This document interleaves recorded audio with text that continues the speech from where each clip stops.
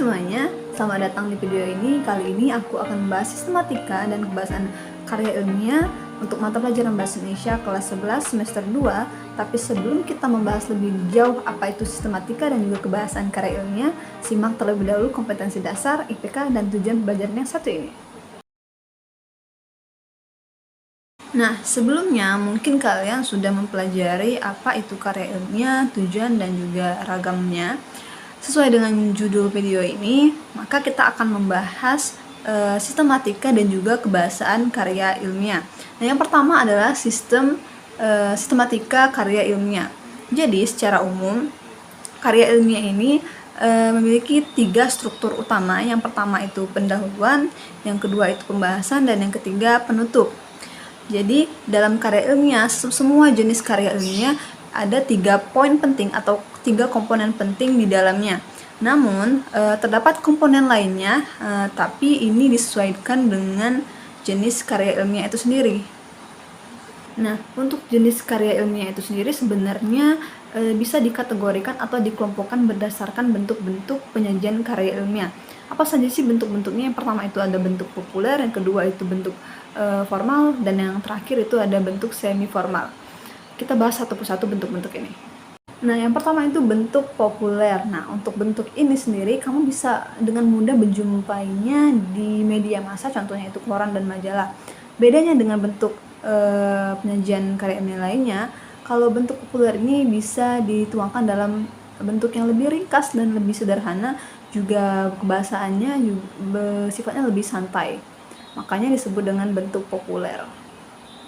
Nah, yang kedua itu bentuk formal. Ini bedanya dengan bentuk sebelumnya atau bentuk populer, dia lebih sedikit berat karena biasanya untuk bentuk formal ini disusun dengan memenuhi unsur-unsur kelengkapan akademis, contohnya skripsi, tesis, disertasi.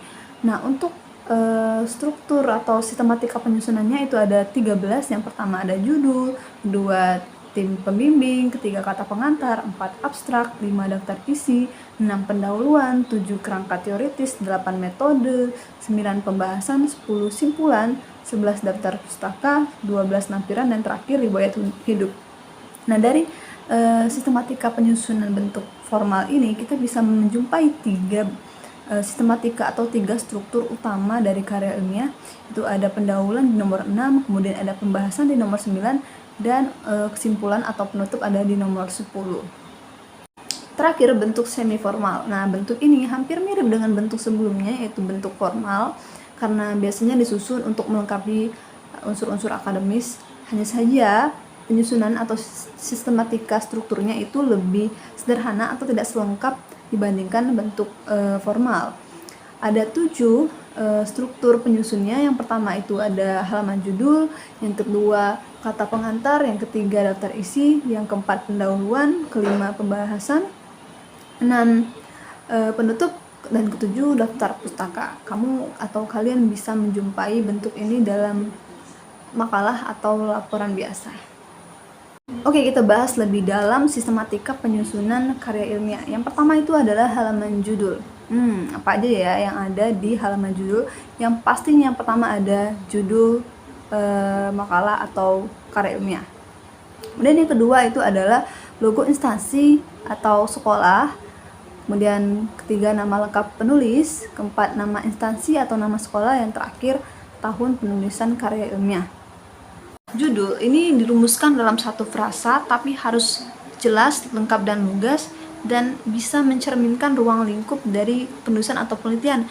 Bisa rumusan atau masalah yang diangkat, tujuan dari penulisan atau penelitian, lalu subjek penelitian, hingga ke metode penelitian atau penulisan. Contohnya nih, analisis unsur intrinsik dan ekstrinsik pada novel Tiba Sebelum Berangkat karya Faisal Odang.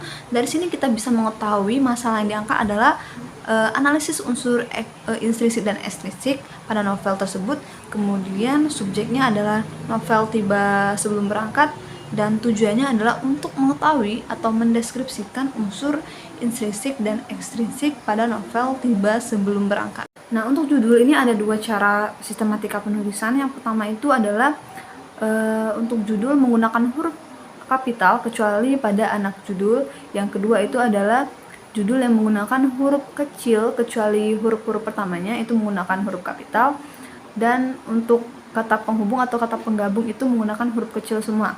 Dan harus kalian ketahui, untuk penulisan judul itu tidak boleh diakhiri tanda baca, termasuk tanda baca titik. Nah, mari kita lihat kedua judul ini. Yang pertama itu adalah tipe judul yang menggunakan huruf kapital di awal, dan untuk kata penggabung itu menggunakan huruf kecil semua.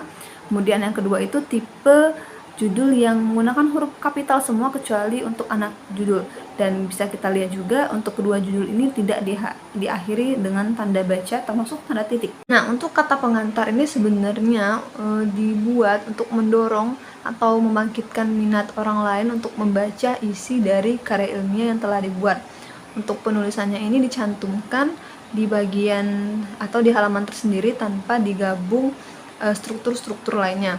Untuk bagian akhir dari kata pengantar itu dituliskan tempat, tanggal, bulan, dan juga tahun pembuatan atau penulisan karya ilmiah, serta di bawahnya juga ditambahkan atau dicantumkan nama dari penulis. Nah, untuk daftar isi ini merupakan uraian atau bagian yang berisi aspek-aspek penyusun dari karya ilmiah, mulai dari kata pengantar hingga daftar pustaka. Ini dilengkapi dengan halaman, tujukan untuk agar pembaca ini mudah untuk mencari aspek-aspek atau topik-topik yang sedang ia butuhkan atau ia cari. Untuk penulisan daftar isi ini dicantumkan di halaman tersendiri sama seperti kata pengantar, tidak digabungkan dengan struktur penyusunan lainnya. Kemudian biasanya untuk daftar isi ini disusun paling terakhir setelah semua bagian-bagian dari karya ilmiah telah dibuat. Tujuannya agar lebih sistematis dan tidak kesulitan untuk menyusun halaman dari si karya ilmiah tersebut. Oke, kita masuk ke bab 1 atau bagian pendahuluan. Ini ada 4 komponen. Yang pertama latar belakang, kemudian yang kedua rumusan masalah, 3 tujuan, yang keempat adalah manfaat. Nah, untuk latar belakang ini adalah uraian yang berisi alasan penulisan atau penelitian dan juga pentingnya penulisan itu atau penelitian itu dilakukan. Nah, untuk latar belakang ini berisi gambaran umum tentang masalah yang diangkat, kemudian menggunakan model piramid terbalik. Jadi untuk membuat gambaran umum tentang masalah mulai dari yang global atau umum hingga merucut fokus pada masalah inti, serta ruang lingkup yang akan diteliti oleh penulis atau peneliti. Nah, kemudian ada rumusan masalah. Nah, untuk rumusan masalah ini umumnya dinyatakan dalam bentuk pertanyaan, bisa bagaimana atau mengapa. Untuk tujuan ini adalah target yang akan dicapai atau yang hendak dicapai oleh penulis atau peneliti. Nah, untuk tujuan sendiri ini satu arah dengan rumusan masalah. Kalau rumusan masalah ada 3 poin, berarti tujuannya juga ada 3 poin. Nah, yang terakhir ini adalah manfaat. Manfaat ini adalah kegunaan dari penulisan atau penelitian karya ilmiah. Bisa berbentuk manfaat teoritis dan juga manfaat secara praktis. Nah, yang kedua itu bab 2 atau pembahasan. Ini berisi uraian materi inti atau materi pokok yang disajikan berdasarkan rumusan masalah dan juga tujuan penulisan atau penelitian. Nah, ini juga bagian yang berisi penjelasan hasil kajian yang dilakukan penulis ataupun peneliti untuk memberikan jawaban terhadap rumusan masalah yang telah dituangkan di bagian pendahuluan. Ini juga dilengkapi oleh data pendukung, baik itu teori atau pandangan atau argumentasi para ahli serta teori yang relevan. Isi pembahasan juga harus sesuai dengan rumusan masalah serta data yang ditemukan. Nah, untuk pembahasan ini juga data yang diperoleh itu bisa melalui pengamatan, wawancara, atau kajian literasi. Ini juga diperkuat oleh argumentasi para ahli dan teori yang relevan. Kemudian ada bagian penutup. Ini ada 2 komponen, yaitu kesimpulan dan juga saran. Nah, untuk kesimpulan ini adalah uraian yang berisi makna yang ditujukan penulis berdasarkan uraian yang telah dituangkan pada bagian pembahasan, namun juga harus mengacu pada rumusan masalah dan juga tujuan penelitian yang telah dituangkan di bagian bab 1 pendahuluan. Nah, kemudian untuk saran ini harus sesuai atau sejalan dengan isi makalah dan bisa diajukan kepada pihak-pihak tertentu, tetapi harus terkait dengan penulisan karya ilmiah itu sendiri. Bagian terakhir yaitu daftar pustaka. Ini memuat sumber-sumber yang digunakan penulis sebagai landasan dalam penulisan karya ilmiah, meliputi buku, jurnal, kemudian ada e-book ataupun website dan sumber lainnya. Kemudian untuk sumber yang tercantum di dalam makalah ini harus dituangkan di dalam daftar pustaka. Nah, untuk daftar pustaka ini ada beberapa hal yang harus diperhatikan. Yang pertama itu adalah penulisan komponen-komponen sumber-sumber itu harus disusun secara abjad. Dan kemudian untuk penulisan per sumbernya itu ada beberapa hal yang harus diketahui. Yang pertama, penulisan nama itu harus ditulis nama yang terakhir terlebih dahulu, kemudian diikuti tanda baca koma, dan yang terakhir itu nama pertama atau nama yang awal. Kemudian setelah itu ada tahun terbit, kemudian judul buku, lalu kota penerbit dan nama penerbit. Kita lihat di contoh itu ada contoh penulisan sumber di daftar pustaka. Rahim, AR itu Rahim sebagai nama akhir dan juga koma, terus diikuti nama awal dan juga nama tengah, dan diikuti tahun penerbitan buku tahun 2020, kemudian judul buku, kemudian kota penerbit, kemudian ada tanda titik 2 dan diakhiri nama penerbit. Nah, kita masuk ke bahasan karya ilmiah. Jadi sebelum menulis sebuah karya ilmiah, kita harus mengetahui terlebih dahulu sistematika, kemudian yang kedua adalah kebahasaan dari karya ilmiah sendiri. Ada 4 komponen. Yang pertama itu bahasanya bersifat impersonal, kemudian yang kedua itu ragam bahasa bermakna denotasi dan lugas, ketiga kalimatnya efektif, dan yang terakhir itu menggunakan kosakata baku. Yang pertama itu ada bersifat impersonal. Jadi kaidah kebahasaan karya ilmiah itu harus bersifat impersonal. Kalau misalnya karya fiksi biasanya menggunakan kata ganti aku, kamu, dia. Nah, untuk karya ilmiah ini kata gantinya bersifat umum. Contohnya seperti penulis atau peneliti. Jadi tidak boleh menggunakan kata ganti yang bersifat pribadi, seperti aku, kamu, atau dia. Kedua, kaidah kebahasaannya itu ragam bahasa bermakna denotasi dan juga lugas. Jadi penulisan karya ilmiah ini bahasanya harus bermakna denotasi. Jadi tidak ada perubahan makna atau penambahan makna pada kalimatnya. Kemudian harus sesuai dengan konsep asalnya. Makanya karya ilmiah ini juga disebut memiliki bahasa yang lugas. Kata dan kalimatnya ini tidak boleh bermakna ganda, jadi harus dihindari.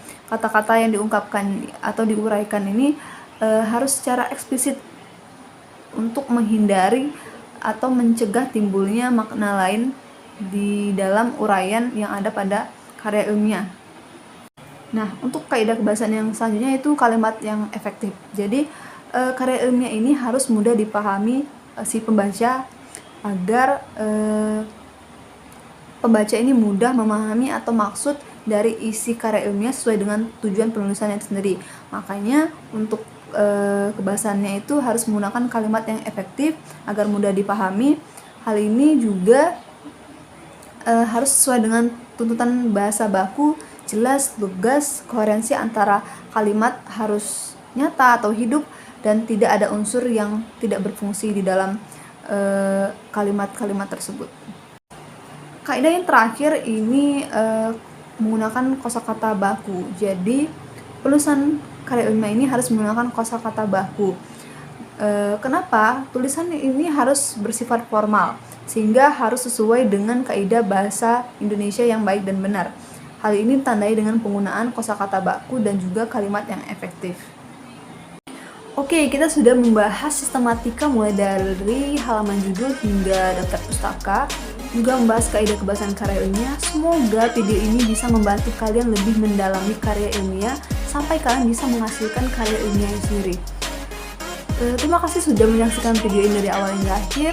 Sampai ketemu di video selanjutnya. Bye bye.